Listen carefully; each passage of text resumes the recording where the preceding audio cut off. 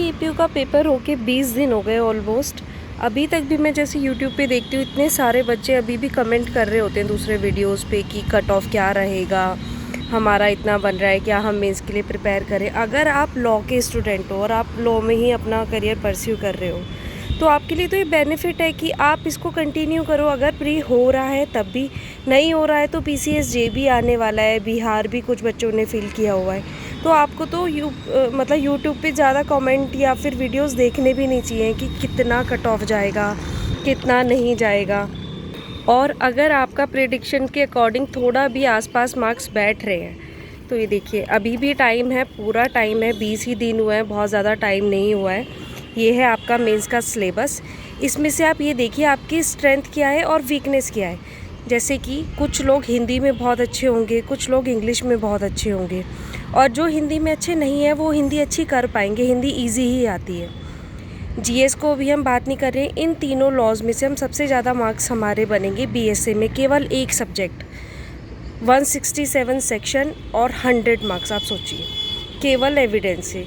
तो आपको अगर अपनी तैयारी अभी भी स्टार्ट करनी है, अभी 20 ही दिन हुए हैं, बहुत ज़्यादा टाइम नहीं हुआ है, तो आप यहाँ से बीएसए से स्टार्ट करें।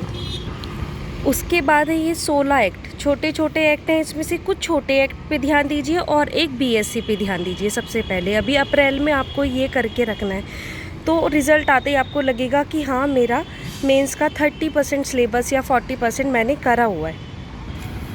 अब देखिए आपको करना क्या है, आपको एविडेंस से स्टार्ट करना है। एविडेंस के 10 क्वेश्चन ऐसे आइडेंटिफाई करिए जहाँ से क्वेश्चन बनता है, जैसे रिलेवेंसी है, एडमिसिबिलिटी में क्या डिफरेंस है, साक्षी झूठ बोल सकता है किंतु परिस्थितियाँ नहीं, इस सूत्र की व्याख्या कीजिए, false is false is omnibus. इस टाइप के कुछ सेक्शन है जो सेक्शन से अलग इनसे क्वेश्चन बनता है।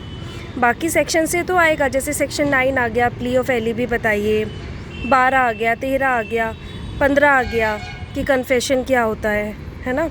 सेक्शन से तो क्वेश्चन आएगा, इलस्ट्रेशन से तो क्वेश्चन आएगा ही आएगा, लेकिन एविडेंस में 10 टॉपिक ऐसे आइडेंटिफाई करिए जिनके क्वेश्चन आपको तैयार करके रखने हैं। जैसे कि ये कि सर्कमस्टेंशियल एविडेंस के आधार पर दोष सिद्धि हो सकती है क्या, इस टाइप के क्वेश्चन आप एविडेंस में तैयार करके रखिए। प्री में आपने पूरा एविडेंस पढ़ा होगा, पहले आप उसको प्री के प्रोस्पेक्टिव से रिवाइज कर लीजिए। जैसे कि 2 दिन में आपने मान लीजिए आपने अपना प्री वाला ही रिवाइज़ किया, जैसे कि ये मैंने इंडेक्स पे अपना बनाया हुआ था सारा। ये आप इसको पहले सारे सेक्शन रट लीजिए दोबारा कि कौन से सेक्शन में क्या क्या दे रखा है। 20 दिन हो गए, थोड़ा सा रफ हो गया होगा माइंड में ये। फिर उसके बाद एक एक question, 2-2 question per day mains के लिए तैयार कीजिए। अप्रैल में अभी पूरे 20 दिन है। ये देखिए जैसे मैंने 10 टॉपिक लिखे हुए हैं, मैंने इसका एक क्वेश्चन भी लिखा था।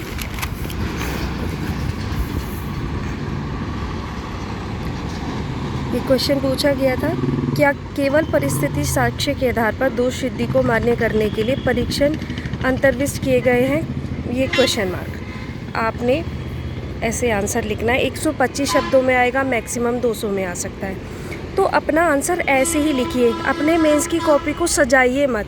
जैसे आप यहाँ लिख रहे हैं वैसे ही आप अपने एग्ज़ाम में लिख के आएंगे।